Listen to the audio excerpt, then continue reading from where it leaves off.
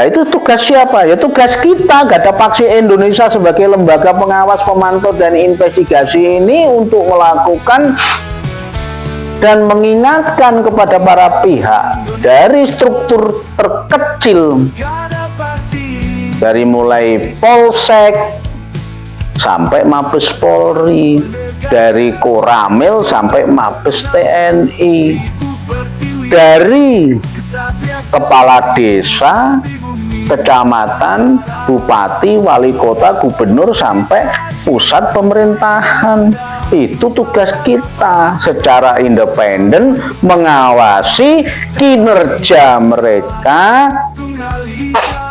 agar dapat melakukan tugas amanahnya dengan sebaik-baiknya, sebenar-benarnya, dan sejujur-jujurnya, karena mereka dituntut sesuai tugas amanahnya untuk menjalankan sebaik-baiknya untuk melakukan pelayanan kepada masyarakat kita.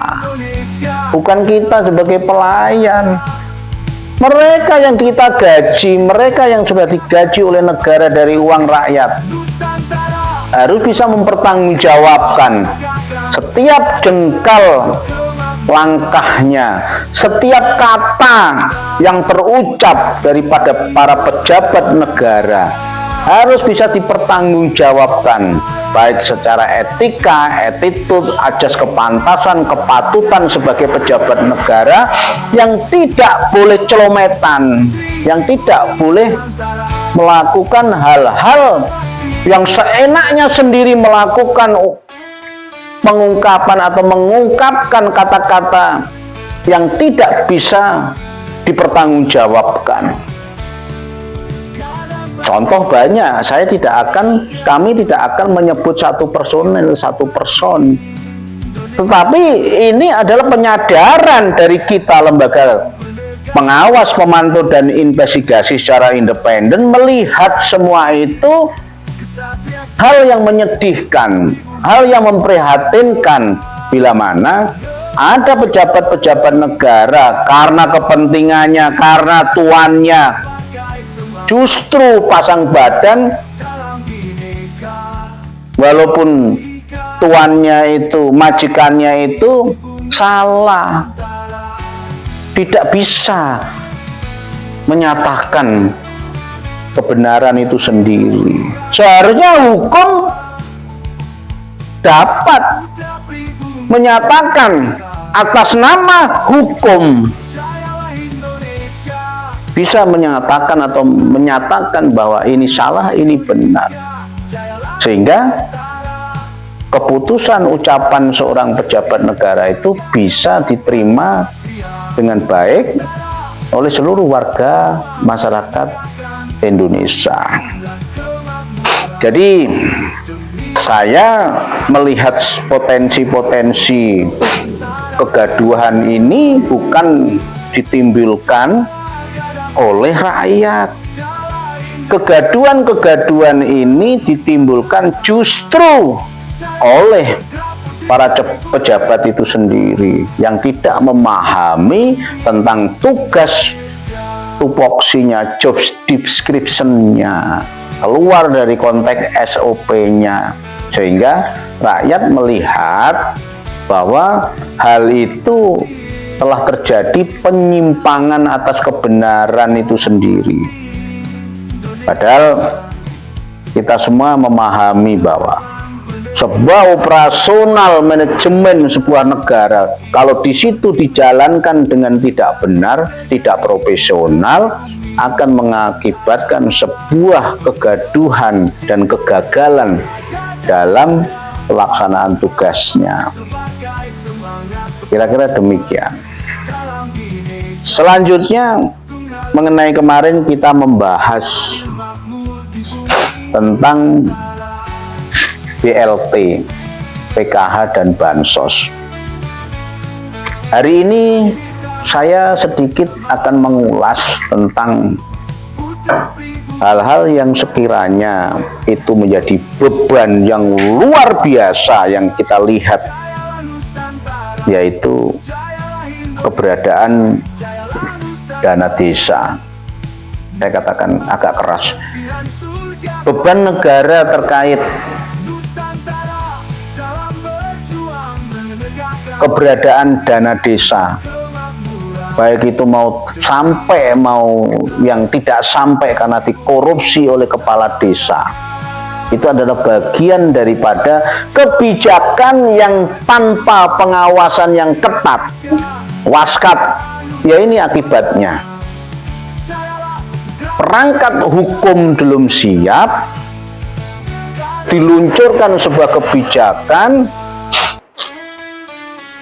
yang mana itu membutuhkan dana yang sangat besar dan membutuhkan sumber daya alam dalam pengelolaannya yang profesional, yang benar, agar dapat bisa dipertanggungjawabkan uang rakyat ini yang masuk ke rekening dana desa itu benar-benar bisa dimanfaatkan dan tersalurkan sepenuhnya untuk kebutuhan infrastruktur desa masing-masing.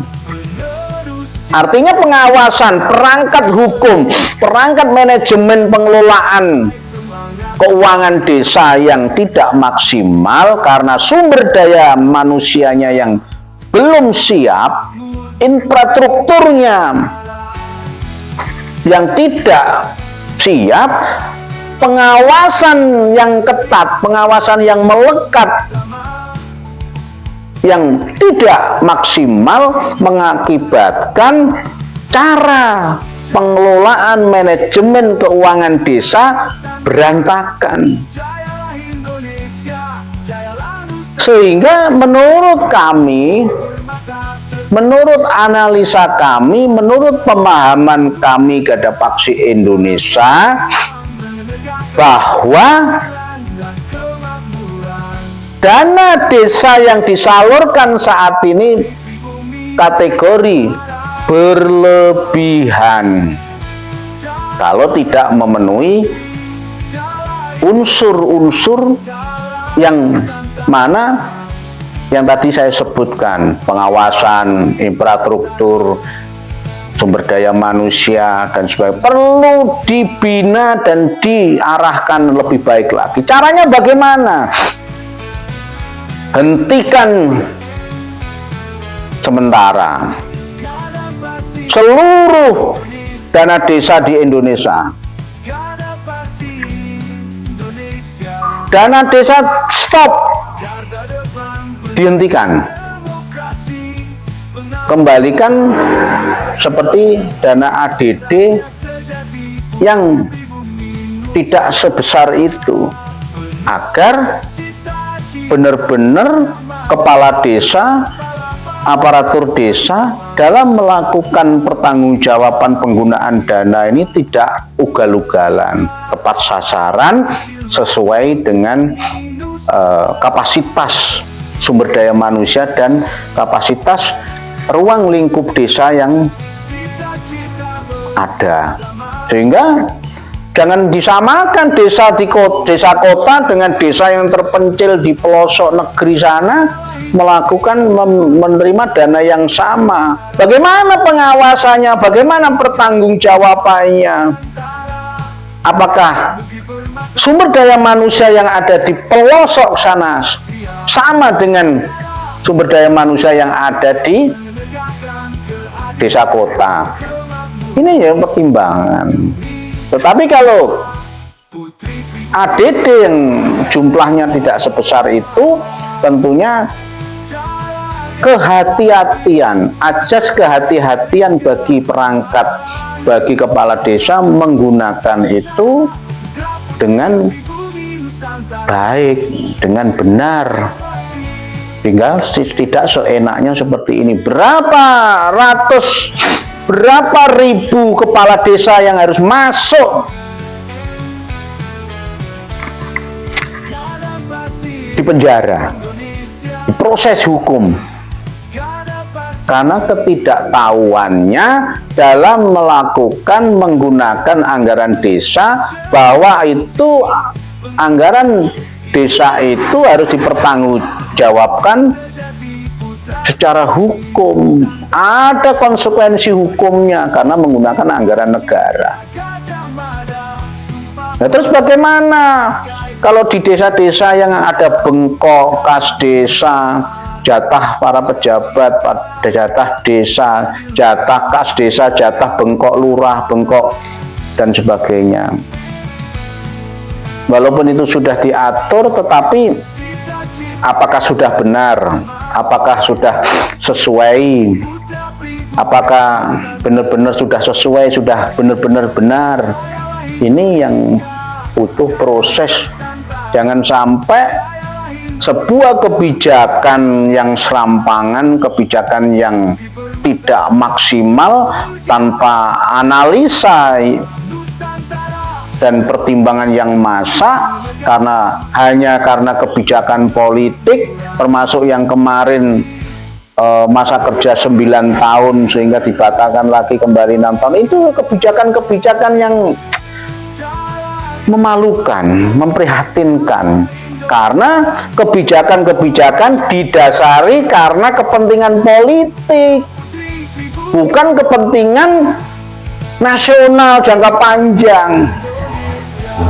Kalau beban negara begitu besar tapi tidak menghasilkan sesuatu yang baik, ya tentunya itu wajib dikaji ulang atau dihentikan, dikaji ulang, dipertimbangkan dengan benar apa manfaatnya, apa masalahnya, dan bagaimana jangka panjangnya, termasuk BLT, Bansos, PKH itu saya pikir sudah cukup. Itu kebijakan pemerintah terdahulu, tentunya memiliki pertimbangan kebijakan dan juga kepentingan politik yang tidak sama dengan yang terjadi saat ini. Tentunya yang namanya subsidi itu untuk rakyat. Kalau subsidi untuk rakyat itu kalau dihentikan sepihak, belum tentu seorang ibu dalam sebuah keluarga, orang tua kita memang ikut anak. Tetapi seorang ibu janda yang ikut anak, belum tentu mereka memiliki penghasilan. Kalau diukur dari penghasilan atau diukur dari orang tua itu tidak memiliki gaji, nggak punya sawah, nggak punya tinggalan, nggak punya waris, dan juga tidak punya pendapatan apapun karena ikut anaknya, sehingga terabaikan hak-haknya sebagai lansia. Ini terjadi, bisa kita banyak.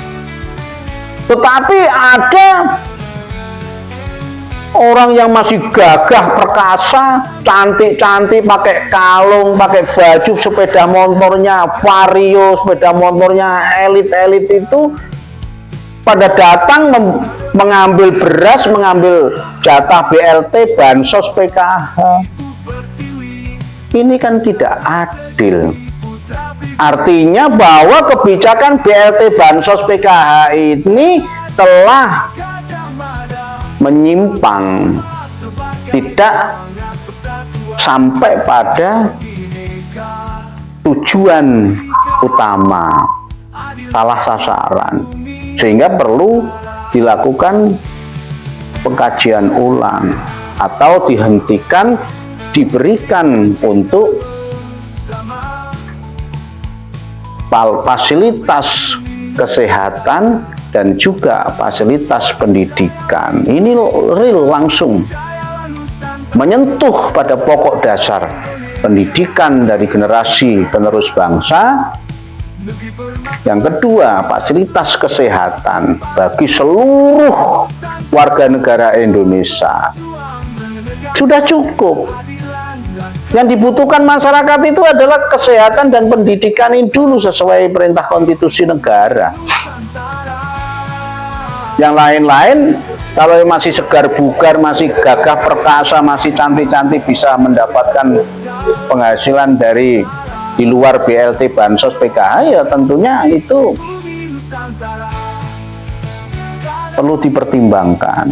Kami menyuarakan itu bukan atas dasar apa, tetapi kita bisa melihat dengan telanjang bahwa BLT Bansos PKH itu tidak tepat sasaran dan itu tidak mencerminkan rasa keadilan di dalam kehidupan berbangsa dan bernegara. Karena apa?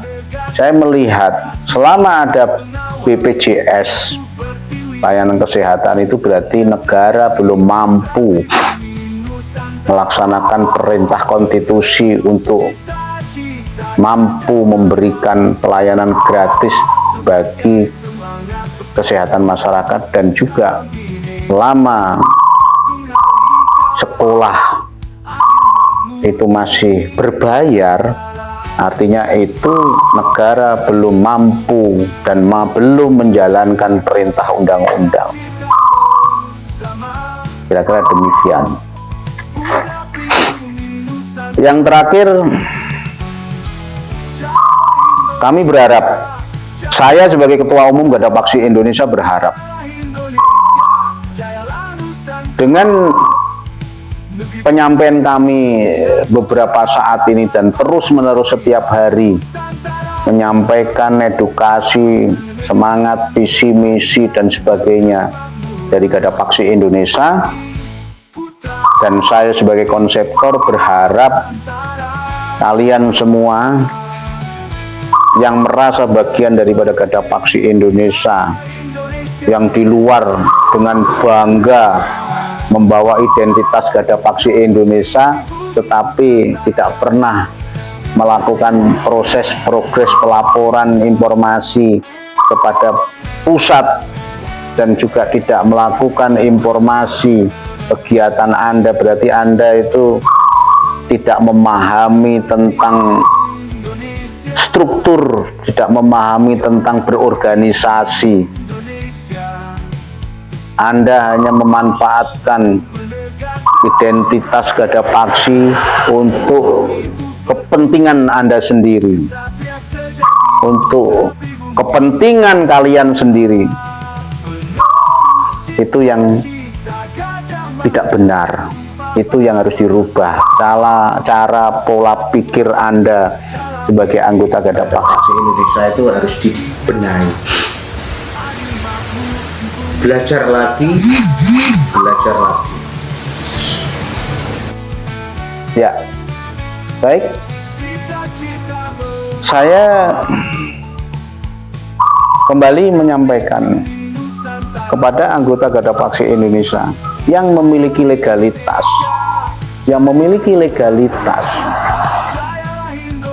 lembaga Gada Paksi Indonesia, baik KTA, surat tugas, surat keputusan, SK, mandat yang sudah kami keluarkan harus Anda pertanggungjawabkan, atau kalau memang Anda tidak serius, Anda tidak peduli dan tidak menjalankan proses tugas amanah dari kami Gada Paksi Indonesia, sebaiknya mengundurkan diri, kembalikan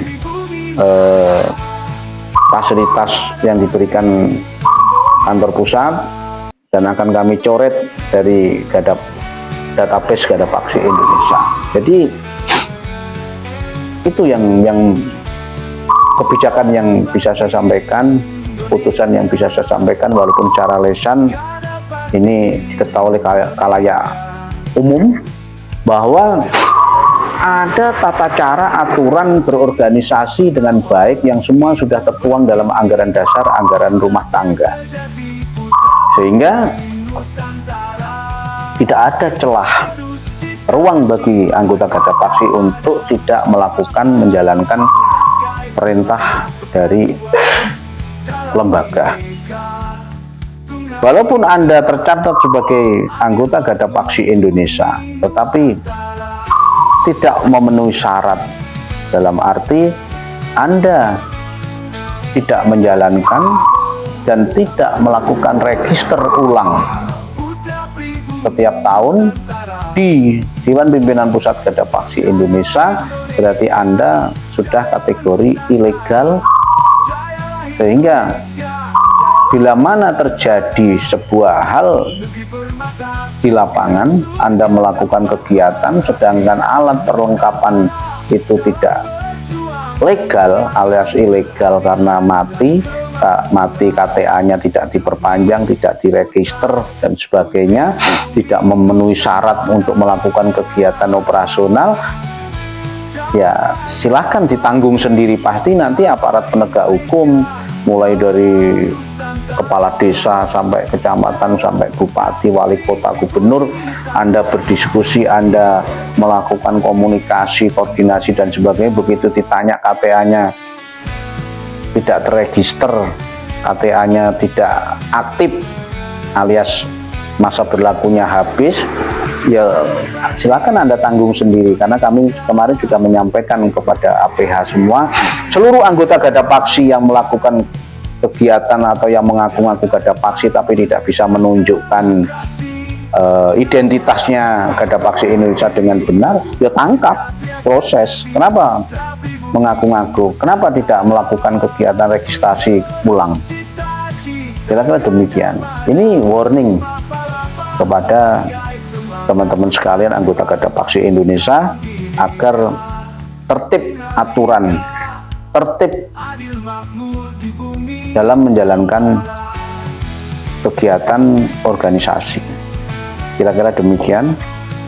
Sudah waktu persis ya, lebih 1 jam lebih ya, 1 jam lebih sedikit.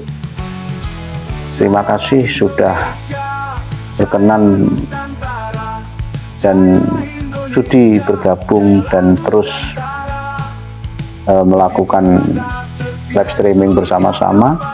Kalau mungkin ada satu hal yang bisa dibicarakan, diperbincangkan, silakan menghubungi kami di Jalan Cemara 73, Bendorejo, Tawang, Wates, Kediri, Jawa Timur, Indonesia. Saya Sony Sumarsono, Dimas Prabu Sumarsono Suryonegoro, mengucapkan terima kasih untuk saat ini. Saya undur diri, mohon maaf bila ada kata-kata yang kurang berkenan di hati panjenengan semua. Saya manusia biasa, mengucapkan mohon maaf yang sebesar-besarnya. Terima kasih.